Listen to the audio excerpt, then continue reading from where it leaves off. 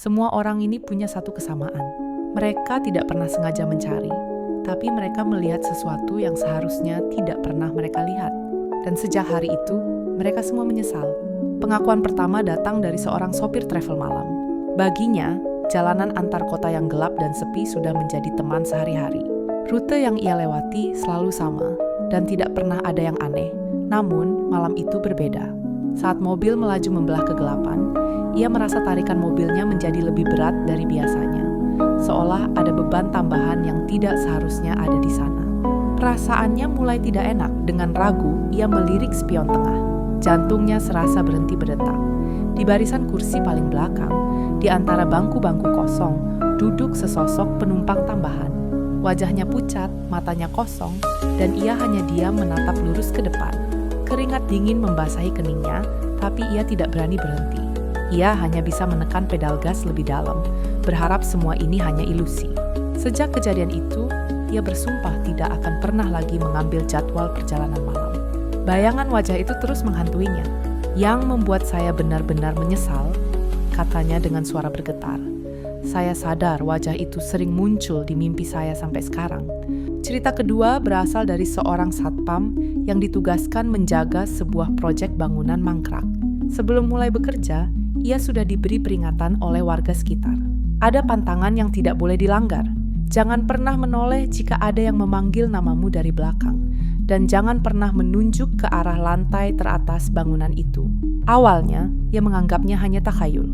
Suatu malam, saat suasana begitu hening, tiba-tiba ia mendengar suara lirih.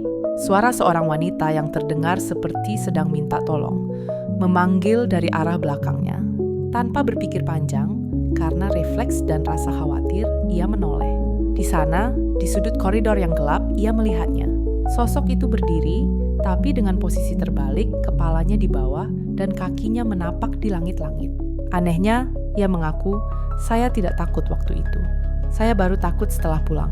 Setelah malam itu, ia jatuh sakit selama berbulan-bulan tanpa penjelasan medis. Tubuhnya lemas, dan ia tidak pernah bisa kembali bekerja sebagai penjaga malam. Pengakuan terakhir adalah kisah dari seseorang yang sengaja membuka mata batinnya. Bukan karena alasan spiritual, tapi murni karena rasa penasaran. Ia ikut dalam sebuah ritual yang dilakukan oleh teman-temannya, hanya untuk membuktikan apakah dunia lain itu benar-benar ada, keinginannya terkabul.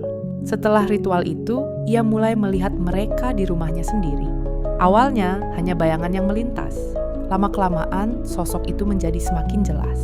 Mereka tidak pernah mengganggunya secara fisik, hanya berdiri di sudut ruangan, di ujung tempat tidur, atau di depan cermin. Namun, yang paling menakutkan adalah tatapan mereka. Setiap kali ia melihat, mereka selalu melihat balik, seolah tahu bahwa keberadaan mereka telah disadari. Ia sudah mencoba berbagai cara, tetapi pintu yang telah ia buka tidak bisa ditutup kembali. Hidupnya tidak pernah normal lagi. "Saya menyesal bukan karena takut," ujarnya pelan, "tapi karena saya tahu, mereka juga tahu saya bisa melihat. Banyak orang ingin melihat sesuatu yang tak kasat mata, tapi tidak ada yang pernah benar-benar siap dengan akibatnya. Karena tidak semua yang terlihat bisa dilupakan. Kalau kamu pernah mengalami hal serupa, ceritamu mungkin tidak sendiri."